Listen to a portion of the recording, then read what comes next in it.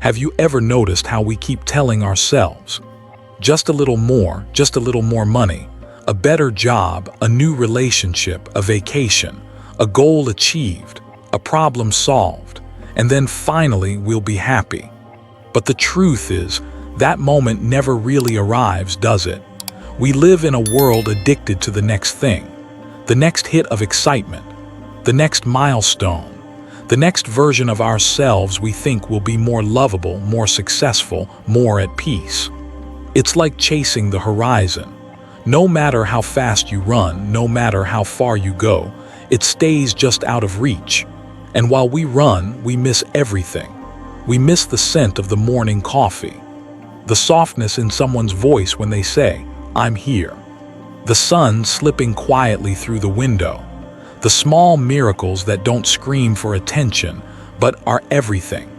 There's a word in ancient Buddhist teachings for this cycle: tanha, craving. It's not just wanting something. It's that tightness in the chest that says, "I can't be okay until I get it." But here's the twist. Even when we do get it, the job, the house, the person, the happiness never stays. That's not your fault. It's not that you're ungrateful. It's just the nature of the mind when it's lost in illusion. We weren't taught to see happiness as a path. We were trained to treat it like a prize. There's a story of a man who spent 30 years climbing the ladder of success, the cars, the money, the admiration. He had everything people dream of. And yet, he confessed one day to a monk, "Why do I still feel like I'm missing something?" The monk smiled and replied, "Because you spent your life climbing the wrong mountain." In Buddhist terms, this is the suffering of change. Vipari, letter 1E47 A macron Ma dukkha. Even the sweet things, the love, the laughter, the victories, they fade. So if we build our happiness on things that vanish, how can it ever last? This isn't a message of despair. It's an invitation. Because once you stop running toward a finish line that doesn't exist, you can start walking with presence, with breath, with clarity. And finally, you'll begin to see happiness isn't hidden in the future. It's woven into the steps you're taking right now. The Buddha didn't teach us to escape the world. He taught us to see through it, to realize that the world promises happiness if we become more, do more, have more. But real joy arises when we become still, when we become aware, when we begin to unlearn the chase. A Zen master once said, "The miracle is not to walk on water. The miracle is to walk on the earth." So we begin here with this one breath, this one moment, no destination in mind, just a return to what we always missed while chasing what never existed. And as we settle into that quiet recognition, the question changes from, "How do I get there?" to, "How do I live here fully?"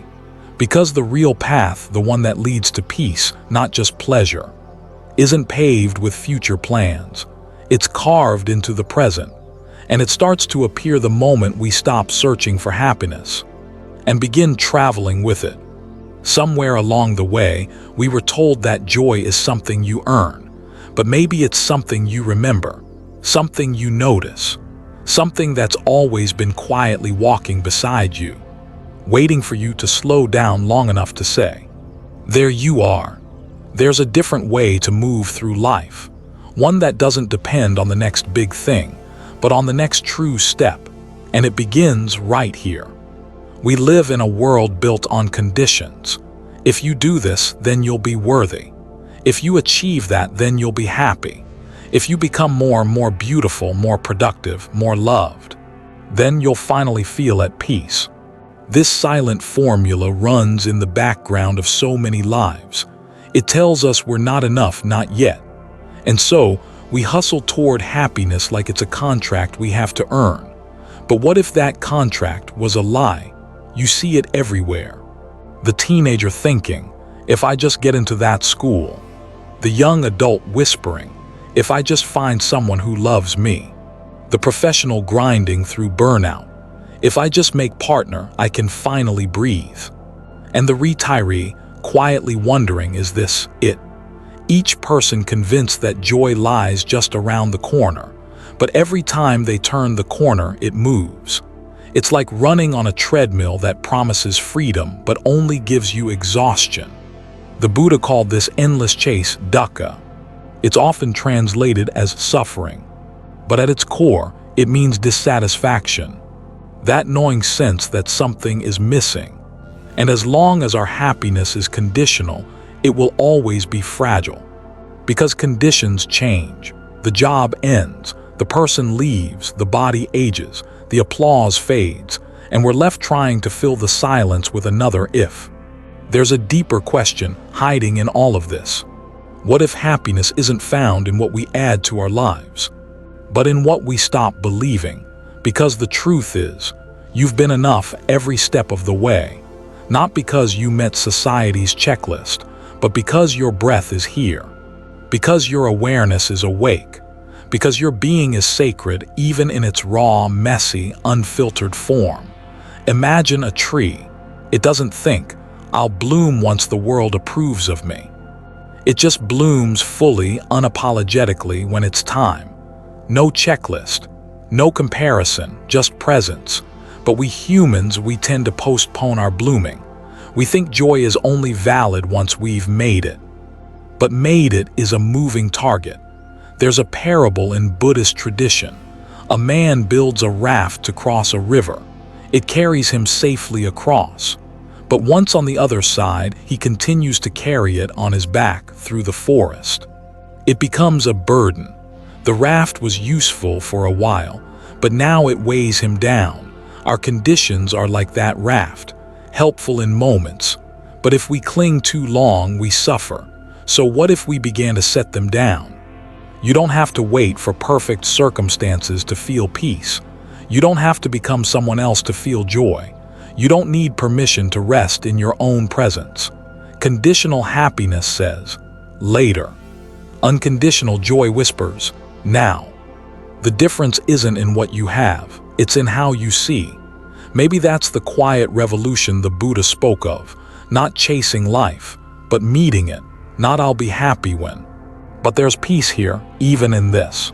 Because when we stop tying our joy to outcomes, we begin to discover a freedom that was never dependent on anything outside of us. And in that freedom, happiness isn't a transaction, it's a natural unfolding, a remembering. So we step off the treadmill, we stop bargaining with life, and we begin to ask a different question. Not what do I need to get, but what's already here, waiting to be noticed. There's a place you've passed by 1,000 times without seeing it. It's not hidden. It's not far, it's just overlooked. It's called now, not the version you scroll past, not the one you rush through, but the still, open present, the one you're living in, even when your mind is somewhere else. We spend so much of life either rehearsing the future or replaying the past, worrying about what might happen, regretting what already did. And meanwhile, the only moment that actually belongs to us slips through our fingers. Right here, right now, this moment is the only place joy can ever happen, but we treat it like a waiting room. There's a Zen saying, when walking, just walk. When eating, just eat. It sounds simple, too simple, until you try it. Until you sit down with a cup of tea and realize your mind is already in tomorrow's meeting. Or you take a bite of food and miss the flavor completely because your phone lit up. We've been trained to live like multitasking machines. But presence isn't a luxury. It's the doorway to everything that's real. The Buddha didn't offer us happiness in some far-off paradise. He pointed us back to the breath, back to the body, back to this step, this sound, this feeling. And when we return to what's here, something shifts. The noise in the mind begins to soften. The heart begins to breathe. And suddenly, the ordinary becomes sacred. Have you ever watched a child notice a butterfly? They don't plan it. They don't try to capture it. They're just there, eyes wide, wonder unfiltered. That's presence. It's not something we gain. It's what remains when we stop running. And the most beautiful part, You don't have to go anywhere to find it. There was once a student who asked his meditation teacher, "Master, what is enlightenment?" The master replied, "When hungry, eat. When tired, sleep." The student frowned. "But don't we all do that already?" The master smiled. "No. When you eat, you think of 100 things. When you sleep, your mind keeps running. That is not true eating. That is not true resting. Presence is not passivity. It's power, the quiet kind. The kind that anchors you when life is chaotic. The kind that allows you to see clearly, love fully, breathe deeply. And from that space, joy arises. Not because something special happened, but because you happen to be there for it. We keep waiting for happiness to arrive with fanfare, but it comes softly, in the sound of the rain, in the feeling of warm water on your hands, in a moment where you're not wishing for anything to be different. That's the moment it shows up, not with fireworks, but with a whisper, "This is enough." So maybe it's not about getting better at life. Maybe it's about becoming more available to it. Because the present isn't just a place to pass through on the way to something greater. It is the something greater. It's the only place where joy can ever bloom, where peace can ever land, where love can ever breathe. And when we start noticing what's already here, the color of the sky, the breath that never left us, the life unfolding without needing our permission, we discover something we've been missing all along. We were never waiting for happiness. Happiness was waiting for us. And the beauty of this realization is that it doesn't demand anything of you. No achievement, no change in circumstance, just your full presence. That's all. Because the joy you've been chasing through every condition has always lived in the unconditional space of now. What if you stop trying to get somewhere, not because you've given up, but because you've woken up to something deeper, something softer, something more real than the next goal? The idea of always needing to arrive, to be done, to be complete, to be finally there. It's exhausting, isn't it?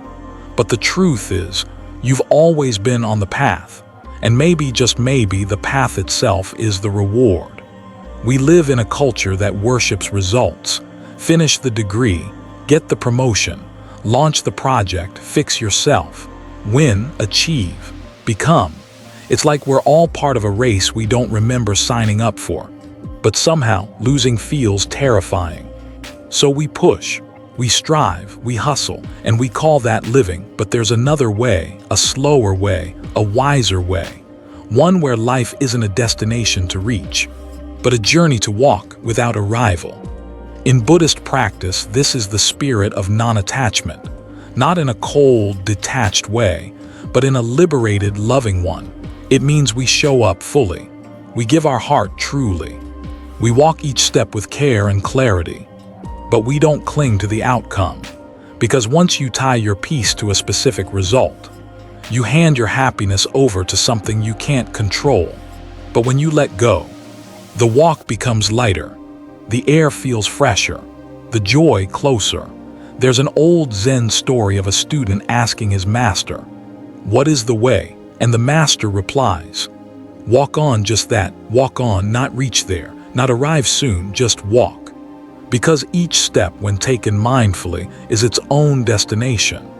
Thich Nh letter 1ea5t, H letter 1ea1nh taught a walking meditation where you say silently with each step, "I have arrived, I am home." Not at some temple, not at some breakthrough, but here in this step. Think about that. How would your life change if every moment was its own arrival? Imagine walking without measuring how far you've gone. Just feeling the ground beneath your feet, the wind brushing your skin, the rhythm of your breath steady and soft. That's not just mindfulness, that's freedom. Because you're no longer postponing peace, you're living it. There's a deep teaching in Buddhism called karma yoga, the path of action without attachment. It doesn't mean you stop caring, it means you give everything, without needing it to give you something back. You write the book without obsessing over reviews. You love without needing guarantees. You plant seeds you may never see bloom. Why? Because the act itself, the presence, the sincerity, that is enough. We've been told life is about climbing higher. But what if it's about walking deeper? Deeper into presence, deeper into truth, deeper into the wonder of being alive now. Because when you stop running to the next thing, you finally see the beauty in what is. The crack in the sidewalk that catches the sun, the sound of your own footsteps no longer hurried, the knowing that nothing needs to be added to make this moment whole. There's a grace in slowing down, a dignity in not needing to arrive, and an incredible kind of peace in choosing the journey, not for where it takes you, but for how it teaches you to be. So let go of the map, let go of the timeline, let go of the pressure to figure it all out, and just walk with open eyes, with a quiet heart, with the trust that this moment is not in the way of your life. It is your life, and it's enough. There's a kind of peace that doesn't need a reason. It doesn't arrive with applause. It doesn't depend on the numbers in your bank account or the view outside your window. It's quiet, subtle, unshaken. And it lives inside you like a hidden spring flowing deep beneath the noise. We've been taught to seek happiness through improvement. Upgrade your house, enhance your skills, fix your flaws, buy, build, become. And if the world applauds, then you can rest. Then you can be content. But this kind of happiness is fragile, always shifting with the weather of life. Because what happens when the applause stops? When the money runs thin? When the mirror shows a face that time has touched? Buddhism offers us something far more resilient, a kind of happiness that doesn't rise and fall with the tides of circumstance. It's called santosha in Sanskrit, deep, unshakable contentment. Not complacency, not resignation, but a wholehearted yes to this moment just as it is. There's a story of an old monk who lived alone in a crumbling hut at the edge of a mountain forest. His roof leaked in the rain. His meals were simple, a handful of rice, a few wild greens. He had no titles, no followers, no possessions to speak of. And yet, travelers who passed by would always say the same thing. He smiles like he knows a secret the rest of the world forgot. Because he did. He had discovered the truth. That lasting peace doesn't come from what you have. It comes from what you no longer need. The absence of craving is not emptiness, it's spaciousness. It's the room to breathe freely in your own life. It's the soft exhale that says, "This is enough." But contentment doesn't mean life is always easy. It means you're no longer in constant war with what is. The modern mind is trained to resist discomfort, to chase the next fix, to escape the ordinary. But the wise learn to lean in, to make peace with now, even when now isn't perfect. Because even in imperfection there is beauty. Even in difficulty there is stillness. Even in pain there can be presence. You've probably felt it before, even if just for a moment. That second of silence after a long cry. That breath after you've stopped trying to prove anything. That feeling of being held not by someone else but by life itself. That is contentment, and it doesn't need the world to cooperate. It just needs you to stop arguing with the moment. There's a Japanese aesthetic called wabi-sabi, the beauty of the imperfect, the incomplete, the impermanent. A chipped teacup, a weathered stone, a quiet evening with nothing on the calendar. Contentment lives there, not in the flawless, but in the fully accepted. To cultivate this kind of joy, you don't have to add more. You simply subtract what no longer serves, the belief that more equals better, the idea that your worth is conditional, the story that you must earn rest. And in that space, something miraculous happens. You begin to feel whole.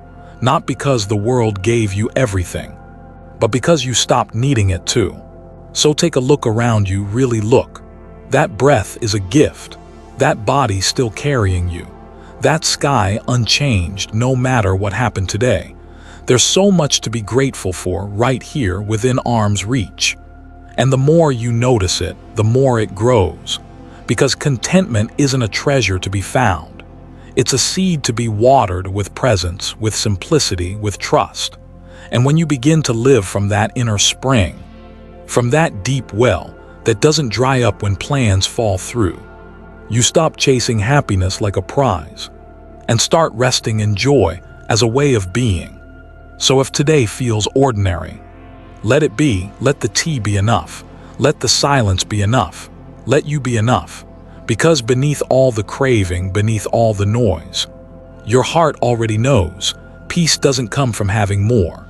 It comes from needing less. Stillness, a word that sounds peaceful, soft, sacred, safe. And yet for many of us, stillness is terrifying. The quiet room, the turned-off screen, the long pause with no words to fill it. In those moments, something stirs. Not the peace we expect, but the noise we've been avoiding. We think we fear silence, but what we really fear is what the silence reveals. The thoughts we haven't faced, the emotions we've buried, the questions we keep running from. In a world built on stimulation, alerts, updates, urgency, stillness feels like failure, like something must be wrong.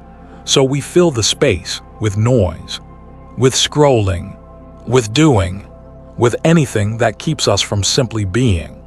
But the deeper truth is this: stillness isn't empty, it's full of wisdom, full of healing, full of answers we didn't know we were seeking. The only reason it feels overwhelming is because we've forgotten how to meet ourselves without distraction. In Buddhist teachings, stillness is not just a break from the world. It is a mirror. It shows us where we're clinging, what we're afraid to let go of, who we believe we are when no one's watching. And yes, that can be uncomfortable. Because to sit in stillness is to sit face to face with the parts of ourselves we've ignored, the grief we never processed, the shame we never forgave, the loneliness masked by performance. But discomfort is not danger, it's a doorway. The same way a wound stings when it's being cleaned, the soul often aches as it begins to heal. There's a reason monks spend hours in meditation, not chasing visions or bliss, but simply watching the breath, not because it's easy, but because within that quiet repetition, the layers begin to fall away, and what remains is truth. Stillness is not the absence of life. It's where life returns to itself. The flower doesn't bloom in noise. The sky doesn't need to shout to be vast, and your heart doesn't need to be loud to be whole. Healing begins when we stop running, when we stop editing our experience long enough to feel what's really there. Maybe it's pain, maybe it's confusion, maybe it's a kind of clarity that was drowned out by the chaos. But the only way to know is to sit with it, to let the silence speak. There's a meditation practice in the Zen tradition called shikantaza, just sitting. No goal, no mantra, no technique, just presence, just being. At first it can feel pointless, even unbearable, but over time something happens. The mind settles, the breath deepens, and what once felt like emptiness begins to feel like a home. Stillness isn't a punishment, it's an invitation to listen, to soften, to remember that you are not the noise of your thoughts. You are the space in which those thoughts arise. And that space is already free. So if silence feels scary, don't turn away. Lean in, not with force, but with kindness. Sit for one breath longer than you want to. Let your hands be still. Let your eyes rest. And watch what begins to unfold in that pause. You might cry. You might laugh. You might realize you've been waiting for this all along. Not another distraction, but a quiet place to meet yourself without armor, without story. Stillness will not break you. It will bring you back to the truth beneath the thoughts, back to the peace that doesn't depend on anything, and back to the gentle knowing that you don't have to chase joy anymore. You only have to become still enough to receive it. When the noise fades, When the silence becomes a sanctuary, something extraordinary begins to awaken within us. A tenderness, a presence, a deep, aching sense that we are not alone in this world, and that perhaps we were never meant to be. Compassion, it's a word we hear often, but rarely feel in its full power, because true compassion isn't soft, it's not pity, it's not charity, and it's not about being nice. No, real compassion is a fire. It burns through indifference. It melts the walls of separation. It sees another's pain as your own and still chooses to stay. In Buddhist teachings, K-A-R-U letter 1E47 macron, compassion, is one of the four immeasurable minds. Not something we perform, but something we become. It's the natural response of a heart that has tasted its own suffering and refuses to turn away from the suffering of others. But in today's world, compassion often gets lost. Buried beneath competition, distraction, the rush to succeed. We're taught to win, to climb, to outdo, not to pause and feel. And so joy becomes an individual pursuit, a personal goal, an isolated achievement. But here's the truth we've forgotten. Joy doesn't bloom in isolation. It blossoms in connection. Think of the moments when you felt most alive. Was it when you bought something? When you reached a milestone? When the spotlight was on you? Or was it when you helped someone without needing anything in return? When you sat beside a grieving friend and said nothing, just stayed? When you saw someone fall and instinctively reached out your hand? When you forgave, not because they deserved it, but because your heart couldn't carry the weight any longer? These are the moments we remember, not because they made us feel powerful, but because they made us feel human. Because in that giving, we were given something even deeper, a glimpse of wholeness, a feeling of home, the quiet joy of being one with another soul, even for a breath. And here lies the paradox. When we chase happiness only for ourselves, it slips away. But when we offer it to others, it finds us effortlessly. Compassion isn't the detour from joy. It's the forgotten path, the ancient road walked by sages, monks, mothers, friends. It's how love becomes action, and how action becomes awakening. In Zen Buddhism, there's a story of a monk who sat in meditation for many years. He sought enlightenment, clarity, peace. One day, a child wandered into the temple, hungry, barefoot, crying. The monk rose, gave the child his food, his robe, even his cushion. Later that night, as he sat on the floor, shivering and alone, he finally wept, not from sadness, but from the overwhelming joy of realizing this was the enlightenment he'd been searching for, not on the cushion, but in the moment he saw another's suffering and chose to respond. You see, compassion doesn't require you to fix the world. It asks only one thing: don't look away. Stay open, stay present, even when it hurts, because every time you hold space for another's pain, you're also healing your own. This is the kind of joy that no one can take from you, because it's not built on conditions. It's not bought or earned. It arises naturally when we live from the heart. So let yourself feel, let yourself care, even when the world tells you not to. That tenderness, that ache, it's not weakness. It's the beginning of real joy. There is no path to happiness that bypasses the suffering of others, because we are not separate. And when your happiness becomes wide enough to hold someone else's pain, you'll find it can also hold more light than you ever imagined. Imagine walking through life carrying a heavy backpack, not one filled with books or supplies, but with expectations, identities, fears, and stories, most of which aren't even yours, yet you've been carrying them so long.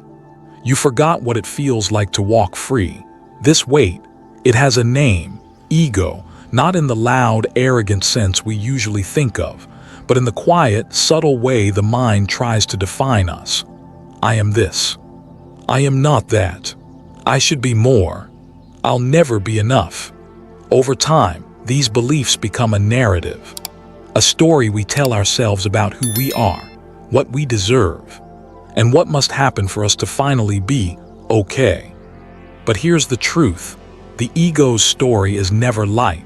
It always depends on conditions. It always needs something more success, more approval, more recognition, more proof that I matter.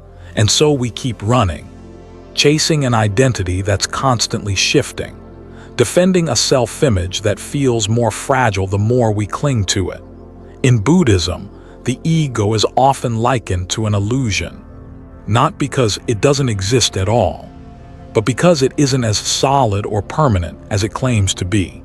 Like a cloud that seems dense from afar, but dissolves when you try to grasp it. The self we protect so fiercely, the one that gets offended, hurt, praised, or praised again, is just a series of thoughts, memories, and reactions. A mask, a performance, not your true face. So what happens when we stop clinging to the narrative? When we stop defending the storyline that says, I must be this way or I must be seen that way? We begin to live lightly, like a leaf on water, like a bird that no longer carries the sky, like the wind moving yet never bound. Have you ever watched a child play? They laugh, fall, cry, get up, forget, and laugh again, all within minutes. They aren't trapped in self-narratives. They haven't yet learned to say, I shouldn't have done that, or what will people think of me? They just are, present, unburdened, alive. We all started that way, before the world taught us to edit ourselves into someone else's version of worthy. Here's the thing. You don't need to kill the ego. This isn't a war. You only need to see it clearly, to notice when it hijacks your thoughts, when it tells you you're behind or not enough or too much, and gently smile at it like watching a toddler throw a tantrum. You don't argue, you don't shame it. You simply don't believe everything it says. The lighter we hold our identities, the freer we become. You can be a teacher without needing to always be wise. You can be a healer and still be healing. You can be a spiritual seeker and still stumble. You are not the story. You are the space in which the story unfolds. In Zen, there's a saying, don't polish the mirror, just realize the mirror is already clear. Meaning you don't need to keep fixing yourself. You only need to stop smudging the truth with more ego-driven desires. Who you truly are is already enough, already whole, already light. So let go. Let go of who you think you should be. Let go of the pressure to be impressive, perfect, invincible. You don't need to prove your worth. You don't need to explain your path. Just walk it, lightly, lovingly, with the quiet confidence of someone who no longer needs applause. To know they are free when you stop living for the story and start living from presence. Joy returns, not because you chased it, but because you finally stepped out of its way. Not every awakening comes with thunder and lightning. Sometimes, enlightenment whispers while you're washing the dishes. We've been taught to seek transcendence in mountaintop meditations, in perfect silence, in long retreats far from the noise of everyday life. But what if the divine was never hiding? What if it was tucked inside the folds of your most ordinary day? The breath before your first sip of tea, the warm sunlight on the floor, the laughter of a stranger passing by, the pause between thoughts, so quiet you almost miss it. Enlightenment doesn't always look like a monk in saffron robes. Sometimes it looks like you, choosing not to complain when the line is long, smiling instead of snapping, feeling your feet on the earth while waiting for the bus. It's not about escaping the world. It's about entering it fully, with eyes that no longer rush past beauty, with a heart that no longer postpones joy. We spend so much time waiting for something grand, the big success, the life-changing trip, the perfect moment when everything finally aligns. But life is never waiting. It's already happening, right now, in this breath, in this tiny, unrepeatable now. The Buddha didn't become awakened on a distant star. He sat beneath a tree, touching the earth, fully present with what was. No filters, no fantasies, no distractions, just breath, just being. That's the miracle. In truth, there's no such thing as a small moment. There are only unnoticed ones. When we say, this is just an ordinary day, we miss the sacredness humming beneath it. The magic that lives in the mundane. A smile from a stranger. The quiet hum of the fridge. The feeling of clean sheets at night. Joy isn't always loud. It doesn't need fireworks or fanfare. Often it's quiet, soft. Like a friend sitting beside you in silence. Like the peace that sneaks in. When you stop trying to be anywhere else. To live in this way. To be awake to the beauty in the everyday. Is its own form of enlightenment. Not the enlightenment that removes you from life, but the one that roots you deeply in it. When you wash a bowl, just wash it. When you walk, feel the ground. When you breathe, know that you're breathing, that's it. Nothing more spiritual than that. And nothing less.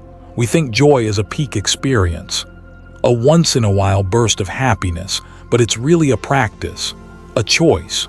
Not because life is perfect, but because your presence makes it enough. When you stop measuring your day by what you accomplished, and start feeling it by how awake you were within it, everything changes. You don't need more to be joyful. You just need to notice more. You don't need to earn stillness. You only need to return to it. And you don't need to become someone else to be whole. You only need to stop abandoning yourself in search of a future that never arrives. Every cup of tea is a chance to be free. Every sunrise is a new sutra. Every moment is a door to the sacred, if we're willing to enter it. So the invitation isn't to become a monk, or to flee from the world, or to chase a version of happiness just out of reach. It's to look at your life, your real, messy, beautiful, ordinary life, and realize it's already enough. You are already enough. And in this very moment, you can choose joy, not as a reaction to things going well, but as a quiet revolution, a decision to be awake. Everyday enlightenment isn't rare, it's just rarely noticed. But when you see it, you'll realize it was always here, smiling at you through the eyes of this moment. So here we are, not at a finish line, not at a grand finale, but at a moment. Simple, clear, and alive. You've walked this far, not to arrive at happiness, but to remember. It was never somewhere else. Happiness was never a destination. It was never waiting for you in the next job, the next relationship, the next version of yourself. It was in the walking itself, in the messy, sacred, unpredictable journey. In the moments you chose presence over perfection, compassion over control, peace over performance. We were raised in a world that told us, earn your worth, chase the dream, fix yourself and then you'll be happy. But the teachings of the wise say something else. They say you don't chase joy, you uncover it, you don't arrive at peace, you remember it as the essence of what you already are. So maybe happiness isn't a trophy, maybe it's a rhythm. A way of being, like breath, like walking barefoot on cool grass, like choosing to see the sacred in the small. Maybe you don't have to do more. Maybe you just have to be here, fully here, for the miracle that is your life. Look back gently at the road you've walked. Not everything was easy. Not every step felt light. There were moments of doubt, of fear, of tightness in the chest, moments where joy felt far away, like a bird you could hear but never see. But even in those moments, you were growing. You were learning to unlearn, to let go, to soften, to wake up. The real shift isn't out there. It's in the way you see, the way you hold your pain with tenderness, the way you pause before reacting, the way you smile, not because everything is perfect, but because your heart is open. So now, let's leave behind the old myth that happiness lives in some faraway future. Let's replace it with something truer, something freer. Happiness is a way of walking, not a place we arrive. It's in the breath you take right now, in the way you pour your tea, in the way you say thank you, and truly mean it. This isn't a goodbye. This is an invitation to walk with more awareness, to listen with more heart, to live not as if life is something to conquer, but something to savor. You don't need a new life. You need new eyes, eyes that can see the sacred in the ordinary, that can find joy in quiet corners, that can love what is, not what should be. And if ever you forget, if the world grows loud again, if the old chase pulls at your feet, pause, breathe, return to now. Let your breath bring you home to this step, this moment, this life. Because the journey was never taking you somewhere else. It was the reward. It is the reward, and you are already walking it beautifully.